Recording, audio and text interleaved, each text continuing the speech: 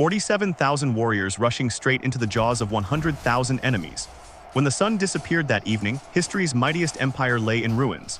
No prolonged siege, no drawn-out campaigns spanning years. Just one brutal afternoon on the scorched plains of ancient Mesopotamia, where a single commander's battlefield brilliance demolished over 2 centuries of Persian supremacy. In merely 8 hours of combat, Alexander's forces eliminated or captured 40,000 enemy troops, while suffering only 1,200 casualties. The entire future of Western society pivoted on this one day's outcome. Stay with me, because you're about to learn precisely how Alexander transformed inevitable destruction into warfare's most legendary triumph. You'll uncover the critical half-minute mistake that obliterated an empire, discover why Darius's ultimate weapon backfired catastrophically, and understand the battlefield maneuver that military academies continue teaching 23 centuries later. How did Alexander neutralize 200 blade-equipped chariots without breaking a single formation? What mind games did he deploy before weapons even clashed? And why did Earth's most dominant ruler abandon the field just when triumph appeared guaranteed? Consider this puzzle. How does an outnumbered force charge directly into superior numbers and emerge victorious? How did Alexander predict exactly where his opponent would be exposed? This transcended simple army versus army confrontation. This was deeply personal. Alexander and Darius had clashed previously at Issus, where the Persian monarch had escaped, leaving behind his mother, his queen, and his children.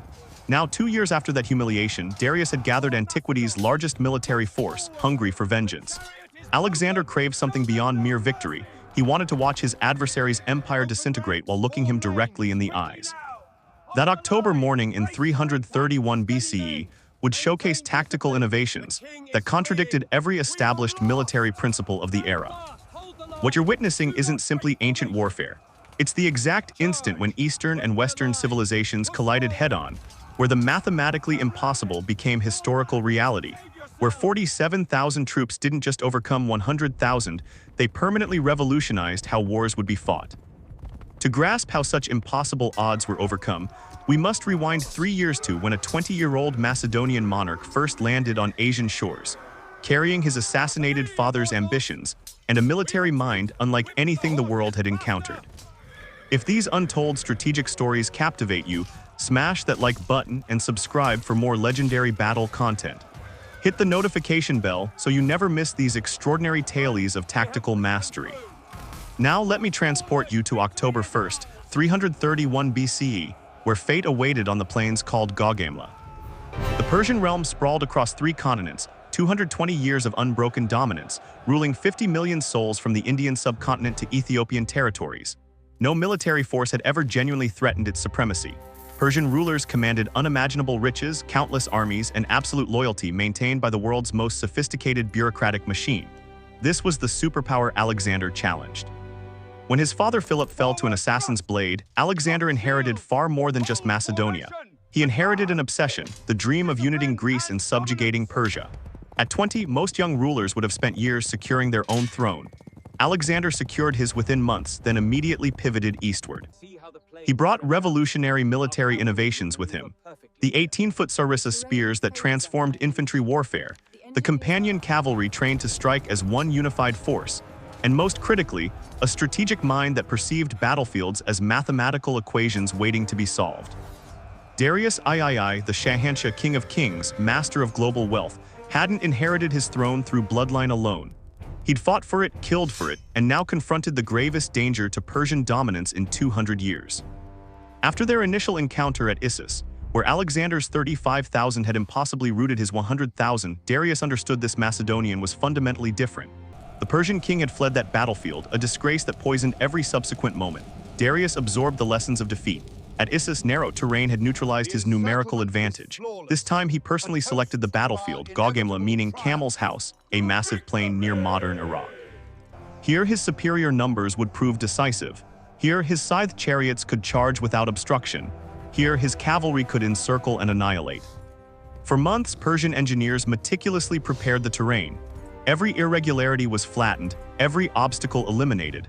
Darius commanded the plains swept and leveled until chariots could race at maximum velocity in any direction. He assembled warriors from across his vast empire, Bactrian cavalry from Afghanistan, Indian war elephants, Greek mercenaries who understood Macedonian methods, and the elite immortals whose reputation alone had won countless battles. But here's what ancient historians overlooked. Darius committed one catastrophic miscalculation.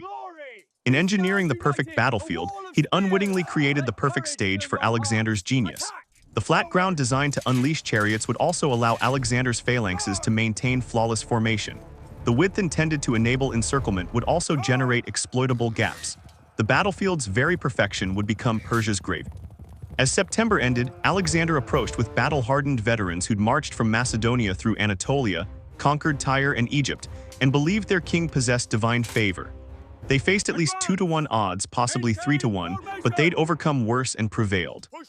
The night preceding battle, Persian campfires extended beyond the horizon. Macedonian scouts reported accurate counting was impossible. The enemy encampment appeared infinite. In Darius's pavilion, confidence dominated. How could 47,000 possibly defeat an army stretching 11 miles wide? In Alexander's tent, only calculated calm existed. He'd analyzed Persian tactics, comprehended their strengths, identified their vulnerabilities. Where Darius perceived overwhelming force, Alexander recognized opportunity. As dawn broke on October 1st, two destinies converged on plains that would echo through millennia. Sunrise exposed the full scale of Alexander's challenge. The Persian formation extended beyond visual range, 11 miles of gleaming bronze and steel catching the morning light. At the center stood Darius himself in his war chariot, surrounded by the 10,000 immortals, the elite guard whose name promised eternal replacement. When one warrior fell, another instantly filled his position. Their scale armor reflected light like serpent scales. Their reputation alone equaled entire divisions. Alexander's army appeared almost modest by comparison. His right flank, where he personally positioned himself, held 2,000 companion cavalry, the elite horsemen who'd followed him from Macedonia.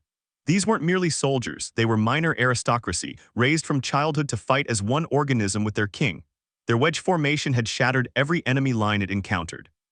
The Macedonian center contained the engine of Alexander's victories, 9,000 phalangites arranged in battalions, each warrior wielding the sarissa, the 18-foot pike that revolutionized infantry combat. In tight formation, they created an impenetrable forest of spear points extending 5 ranks deep, a bronze fortress that had never been broken. Between the phalanx and companion cavalry marched 3,000 hypaspists, the shield-bearers, elite infantry capable of adapting to any terrain or situation. On the left wing, under veteran General Parmenion, stood allied Greek cavalry and Thessalian horsemen, superb fighters tasked with the most difficult assignment, holding against whatever tempest Darius would unleash. But the Persians had prepared devastating surprises. Positioned before their lines waited 200 scythed chariots, wheels equipped with sword blades, horses trained to charge through anything. Ancient tanks engineered for one purpose: obliterate enemy formations through sheer terror. Behind them, 15 war elephants from India, tusks fitted with blade points, towers on their backs packed with archers. No Macedonian had ever faced elephants in combat. The Persian cavalry wings contained the empire's finest. Bactrian horsemen raised in the saddle, Scythian horse archers who could shoot backwards at full gallop, Indian cavalry with their distinctive curved blades, Cappadocian nobles seeking glory. Conservative estimates placed Persian cavalry at 35,000 riders. Their strategy was straightforward: pin the Macedonian center, envelop both flanks, crush them like fruit in a closing fist. Then something occurred that violated 2,000 years of military doctrine. As armies deployed, Alexander ordered something unprecedented. He rejected Parmenion's suggestion for a night assault, declaring, "I refuse to steal victory." But this wasn't mere arrogance, it was calculated psychological warfare. He wanted the Persians awake throughout the night, anticipating attack, exhausting themselves with anxiety while his troops slept peacefully. At dawn, Alexander personally surveyed the battlefield, riding with just a handful of companions, studying every detail, every slight elevation, every potential edge. Darius's engineers had performed their task too perfectly. The terrain was flawless, excessively flawless. Alexander perceived what others missed. In creating ideal chariot terrain, Darius had eliminated the ground variations that might have shielded his formations from disciplined infantry. As the sun climbed and heat radiated from the plains, 150,000 warriors faced each other across a gap soon to run crimson. Persian priests performed sacrifices, invoking Ahura Mazda for victory. Alexander sacrificed to fear itself, not to banish it but to implant it in his enemies' hearts. What happened next would astonish seasoned commanders. Instead of forming traditional parallel lines, Alexander arranged his forces at an oblique angle, his right wing forward, his left wing refused and back. More shocking, he positioned reserve forces behind each wing, mobile columns capable of responding to any threat. He was creating flexibility in an age of rigid battle lines, preparing countermeasures for attacks that hadn't yet begun.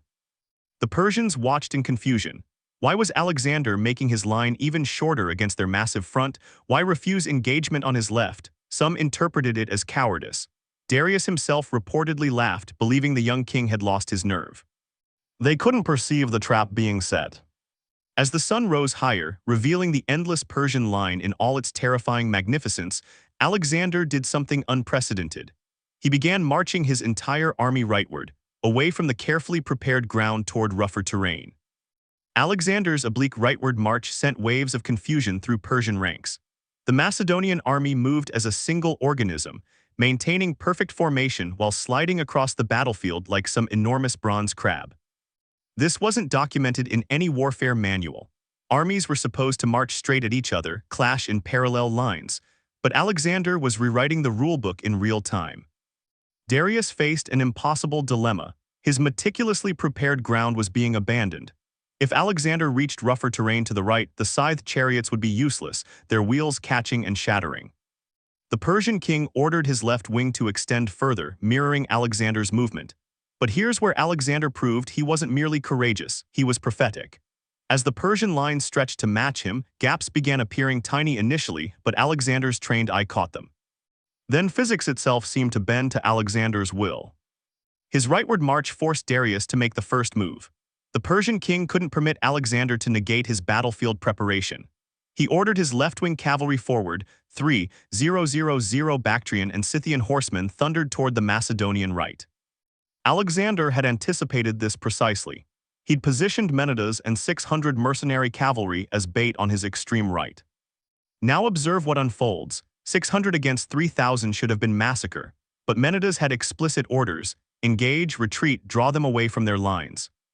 The first clash of weapons rang across the plains as the smaller force struck and wheeled away, the Persians pursuing with blood fury. This triggered the battle Alexander desired. As Persians pursued Menidas, Alexander fed in additional troops, the Paeonian cavalry, then Clatus with veteran companions. The battle on the right became a whirling cavalry melee, dust rising in massive clouds, but it served Alexander's purpose perfectly. The Persian left was now committed, drawn away from supporting their center. But the Persians had one card remaining that nobody anticipated. Darius unleashed his scythed chariots. The ground trembled as 200 war machines accelerated toward the Macedonian line. Each chariot bore blades extending from wheels and axles, horses trained to charge through human bodies without hesitation. The thunder of wheels on hard-packed earth created a sound that veterans recalled in nightmares for decades. But wait, the real genius was still unfolding. Alexander had drilled his troops for this precise moment. As the chariots approached at full gallop, drivers whipping their teams into frenzy, the unexpected occurred. The Macedonian lines didn't shatter in terror, they didn't even flinch. At 50 yards, the Phalangites executed something that military forces still struggle to fully explain. On command, they opened lanes in their formation, disciplined gaps precisely wide enough for a chariot. As the death machines thundered through these channels, light infantry swarmed from the sides with javelins and arrows, targeting horses first, then drivers. Chariots crashed, tumbled, disintegrated. Those that penetrated found themselves in the Macedonian rear, surrounded by support troops who butchered the crews.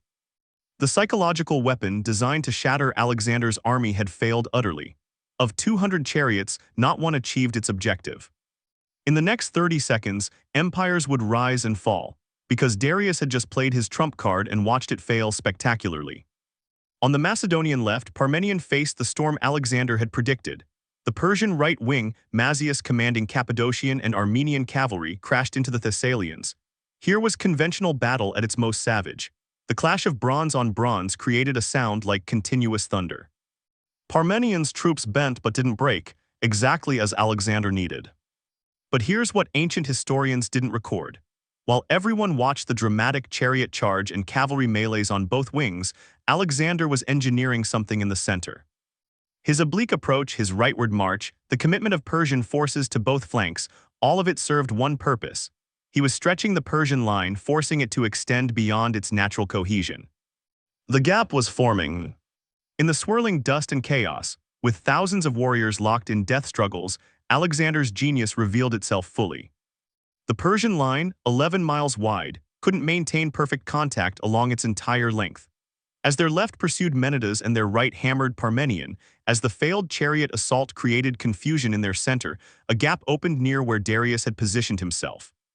Not large, maybe 300 yards, but Alexander had been maneuvering for exactly this opening. Statistical shock. At this moment, 8,000 Persian cavalry were engaged against 4,000 Macedonians on the right wing. Another 15,000 pressed Parmenians, 7,000 on the left. The Persian center, despite its massive size, had developed the one vulnerability Alexander needed, a breach in their battle line. Persian nobles near Darius saw it too, shouting warnings, attempting to shift troops to fill the space.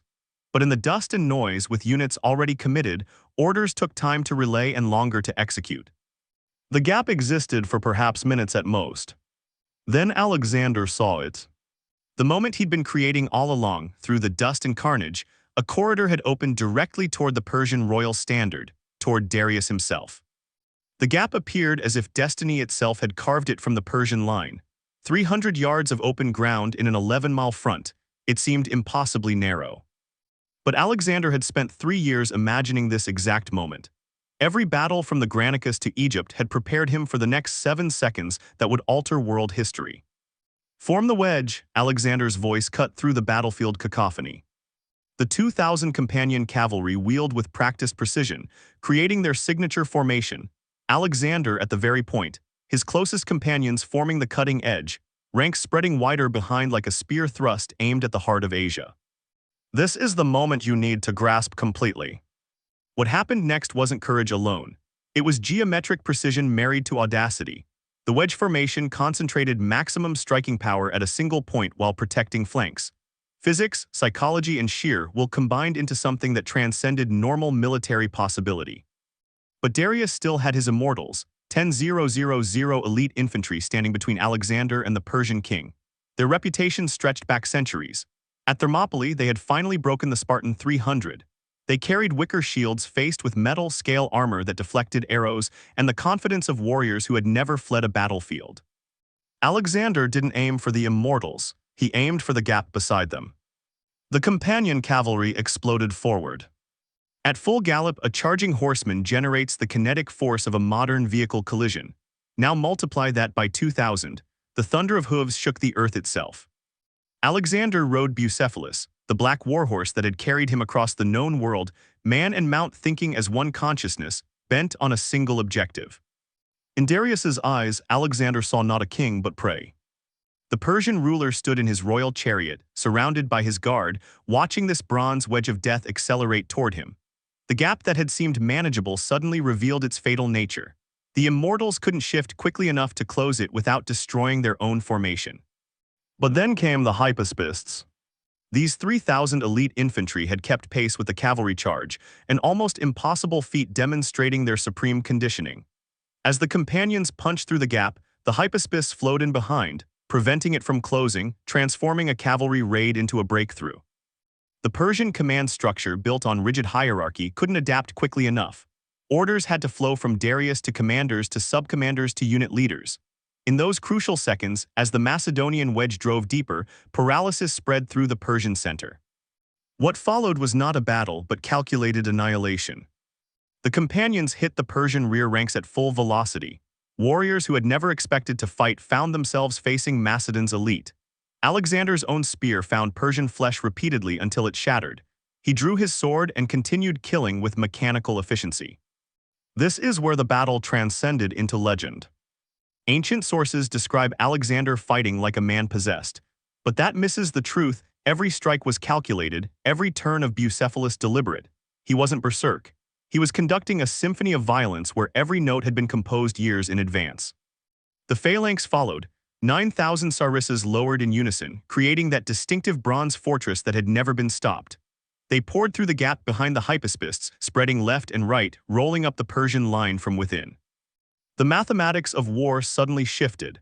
The Persian advantage in numbers meant nothing when attacked from front and flank simultaneously. But wait, the killing blow was still gathering momentum. Panic spreads. As Alexander drove toward Darius, something extraordinary occurred in the Persian ranks. Panic spreads through armies like wildfire through dry grass, and here it found perfect fuel. Units saw their center breached, saw the Macedonian king driving straight for their divine ruler, and doubt transformed into terror. Darius faced the moment that haunts every ruler: fight or flee. At Issus, he had fled, saving his life while losing an empire's worth of prestige. Now, with Alexander visible through the dust, close enough that individual features could be distinguished, the King of Kings made his choice. Historical accounts differ on the exact moment, but the result was unmistakable. Darius turned his chariot and fled the field. The man who commanded 100,000 warriors, who embodied Persian royal authority stretching back to Cyrus the Great, abandoned his army to save his life. In that moment, king became prey, hunter became legend. The psychological impact was instant and catastrophic. The king flees, the cry spread through Persian ranks faster than any order. If the Shahanshah himself had abandoned them, what hope did common soldiers possess? The center dissolved. Elite units that had never retreated began stepping backward, then walking, then running. But Alexander wasn't finished. This wasn't courage, it was systematic destruction. He drove his companions deeper into the collapsing Persian ranks, cutting down fleeing nobles, shattering any attempt to rally. Every Persian advantage became a liability. Their numbers created crushing press as warriors tried to escape. Their cavalry's speed meant fleeing units crashed into still fighting ones. Then the impossible became inevitable. The Persian left wing, which had been pressing Menidas hard, saw their center evaporate and their king flee. Bessus, commanding the left, faced every general's nightmare, victory on his front while disaster unfolded behind him. He made the only rational choice and ordered withdrawal. Statistical shock floods the moment. In less than 20 minutes, Alexander's 2,000 companions had shattered the Persian center, sent 10,000 immortals into retreat, and forced an army of 100,000 into chaotic flight. The disciplined formations that had taken months to assemble dissolved into every man for himself panic. But then Parmenian's crisis erupted. On the Macedonian left, the old general faced catastrophe. The Persian right wing under Mazius hadn't received word of Darius's flight. In the dust and confusion, they kept pressing their attack. Worse, some Persian cavalry had broken through, heading for the Macedonian baggage camp where Alexander's treasure and wounded waited defenseless. A messenger reached Alexander. Parmenion needed immediate aid or the left would collapse. Here Alexander faced his own choice. Pursuit of Darius could end the Persian Empire forever. The fleeing king was still visible in the distance, his royal chariot raising a dust plume like a beacon. But losing his left wing could still snatch defeat from victory's jaws. Alexander the Great proved his title came from more than conquest. He wheeled the companions around, no easy feat with 2,000 cavalry drunk on victory and bloodlust, and charged back through the battlefield they'd just devastated. What Darius saw next shattered his mind completely. The Macedonian king he was fleeing from had turned away, not to consolidate victory but to save his subordinate. This wasn't how ancient kings fought. This loyalty to men over glory represented something new in the world. The companion cavalry smashed into the Persian right wing's rear just as they sensed victory over Parmenion. Caught between hammer and anvil, even these elite troops broke. The last cohesive Persian formation dissolved into the general rout.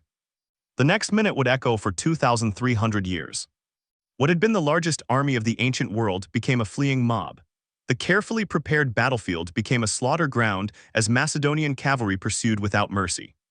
Persian nobles threw away armor to run faster, cavalry abandoned infantry, officers abandoned men. In the space of an afternoon, 220 years of Persian military dominance ended, not through long campaigns or grinding sieges, but through one man's ability to see a gap that didn't yet exist and create the conditions for its appearance. Remember this number: when sunset came, 40,000 Persian dead littered the plain of Gaugamela. The Macedonians had lost 1,200 men. In 8 hours, the course of civilization had changed. The age of Persia was over. The Hellenistic world was being born in blood and genius. As Darius's chariot disappeared in dust clouds, his empire dissolving behind him like morning mist before the sun, the battle transformed into slaughter. The collapse of an army of 100,000 creates its own terrible physics. Desperate men trampled their comrades. Cavalry rode down infantry in their panic to flee. The careful ethnic divisions of the Persian army, meant to prevent unified rebellion, now prevented unified retreat. Bactrians couldn't understand Cappadocian orders. Indians ran into Armenians, chaos feeding on chaos. Alexander split his forces with brutal efficiency. Thessalian cavalry pursued fleeing Persians to the left. The companions drove after the center's remnants. Light cavalry swept wide to cut off escape routes. This wasn't random slaughter. It was systematic destruction of Persian military capability. Parmenion, the 70-year-old general who had served Philip before Alexander, had held the left wing against impossible odds. Now reinforced and victorious, his troops joined the pursuit with the energy of warriors who had stared death in the face and lived. The Persian right-wing attack on the baggage camp had nearly succeeded. They were within minutes of capturing Alexander's treasury when the king's timely return shattered them. Individual stories emerged from the carnage. Hephaestion, Alexander's closest companion since childhood, had his horse killed under him, fighting on foot until rescue came. A Persian noble, refusing to flee with his unit, had charged directly at Alexander, coming close enough to strike Bucephalus before Clatus the Black drove a spear through his throat, saving Alexander's life for the second time. But the true scope of victory revealed itself in the numbers. As twilight fell across Gaugamela, Macedonian scouts began counting, 40,000 Persian dead in 8 hours. Entire units had ceased to exist. The vaunted immortals had discovered they were merely men, more than half lay dead, the rest scattered beyond recovery. Of 200 scythed chariots, twisted metal and dead horses marked where each had failed. The 15 war elephants had mostly survived, their Indian handlers surrendering them intact, future additions to Alexander's arsenal. The pursuit continued through the night. Alexander drove his exhausted troops forward because he understood something fundamental. A defeated army could regroup, but a destroyed army could never threaten again. For 35 miles, Macedonian cavalry harried fleeing Persians. No mercy was shown to units that tried to stand and fight. This was ancient warfare at its most brutal, surrender or die. Darius's escape route told its own story of imperial collapse. The King of Kings had abandoned his chariot for a fast horse, his royal insignia cast aside, riding with a handful of guards through the night. Behind him, his empire's military might lay shattered. Ahead waited only the diminishing hope of raising another army from eastern provinces. By dawn of October 2nd, the magnitude of Alexander's victory became clear. The Macedonians had captured the entire Persian camp, 4,000 talents of gold, enough to fund armies for decades. Royal pavilions that housed treasures accumulated over centuries. More importantly, they captured the Persian royal baggage train, including correspondence revealing which satraps might surrender without fighting. But here's where Alexander's genius extended beyond the battlefield. He ordered no celebration, no rest.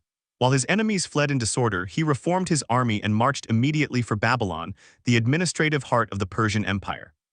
Cities that might have resisted a conqueror welcomed the victor of Gaugamela. The psychological impact, this young king who could destroy the greatest army ever assembled, preceded him like a bow wave. The wounded told their own stories. Macedonian Medical Corps, another innovation of Philip perfected by Alexander, saved warriors who would have died in other armies. But 1,200 Macedonians had still fallen, each one a veteran who had marched from Europe to the heart of Asia. Alexander visited each unit that had suffered losses, new commanders by name, distributed Persian gold with generous hands. This wasn't mere kindness, it was calculated leadership ensuring loyalty for campaigns still to come. The empire crumbles. What happened next would make seasoned generals weep, not from sorrow but from professional admiration. Within 10 days of Gaugamela, Alexander had taken Babylon without a siege. Within a month, Susa had fallen, its treasury of 50,000 talents funding the continuation of conquest. The Persian Empire, which had taken 2 centuries to build, was dissolving in weeks. But the battle nearly turned on several razor-thin moments. If Parmenions' left had broken before Alexander could return, if the Persian cavalry had taken the baggage camp and forced a Macedonian retreat, if Darius had stood and fought, providing a rallying point for his superior numbers, history balanced on knife edges that October day. The mathematics were staggering. Pre-battle, 47,000 Macedonians against 100,000 plus Persians.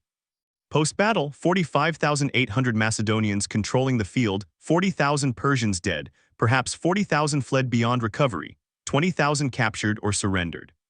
In percentage terms, Alexander had destroyed or neutralized 80% of the enemy, while losing less than 3% of his own force. As messengers rode to spread news of victory across the Greek world, as Persian survivors straggled eastward with tales of invincible Macedonian arms, the battle transformed into legend. But Gaugamela's true impact would echo for millennia. Gaugamela marked more than a battle. It was the precise moment when the ancient world's axis shifted from east to west. Within 3 months, Alexander entered Persepolis, the ceremonial capital of the Persian Empire. The city that had symbolized Eastern power for 2 centuries fell without resistance. The young king who had crossed into Asia with borrowed money now controlled the wealth of the known world. Darius's fate proved even more tragic than his defeat.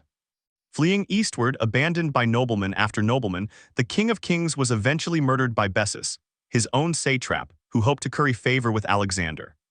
When Alexander found Darius's body, he reportedly covered it with his own cloak and sent it back to Persepolis for royal burial.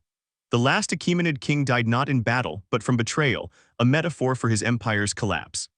Think about what this means. Gaugamela didn't just transfer power from Persian to Macedonian hands, it created the Hellenistic world. Alexander's veterans settling across conquered territories spread Greek language, philosophy, and culture from Egypt to India. The Library of Alexandria, the mathematical advances of Syracuse, the philosophical schools that would influence Rome, all trace their origins to this single afternoon's violence. Military forces still study Gaugamela because it revolutionized warfare. The oblique approach, the calculated gap creation, the hammer and anvil tactics, the integration of different troop types, these became foundational principles. Napoleon studied Alexander's maneuvers at Gaugamela. Patton quoted them, "Modern combined arms doctrine has its seeds in that dusty plain." But beyond tactics lies a deeper question. Was this individual genius or historical inevitability? Without Alexander's specific brilliance, would someone else have eventually conquered Persia? The empire showed signs of decay, corruption, succession crises, reliance on mercenaries, yet it had survived these before. It took Alexander's particular combination of strategic vision, tactical innovation, and sheer audacious willpower to achieve in 8 hours what others hadn't in centuries. Consider the what-ifs that haunt historians. If Alexander had died in the charge, as he nearly did multiple times, his empire would never have existed. Hellenistic culture wouldn't have spread. Rome might have faced a still powerful Persia instead of weakened successor kingdoms. Christianity and Islam, both influenced by Hellenistic thought, would have developed differently. The butterfly effect of Gaugamela ripples through every aspect of Western civilization. The numbers tell only part of the story. Yes, 47,000 defeated 100,000. Yes, 40,000 Persians died against 1,200 Macedonians, but the real victory was psychological. After Gaugamela, no army stood against Alexander with full confidence. The myth of invincibility, more powerful than any weapon, preceded him to India's borders. 220 years ended in one afternoon. The Achaemenid Empire, founded by Cyrus the Great, which had humbled Greece at Thermopylae, which had seemed eternal as the mountains, dissolved like morning mist. In its place rose something new, a fusion of East and West that created the cultural foundation for Rome, for Byzantium, for the Renaissance rediscovery of classical knowledge. When military historians seek the most decisive battle in human history, Gaugamela stands supreme.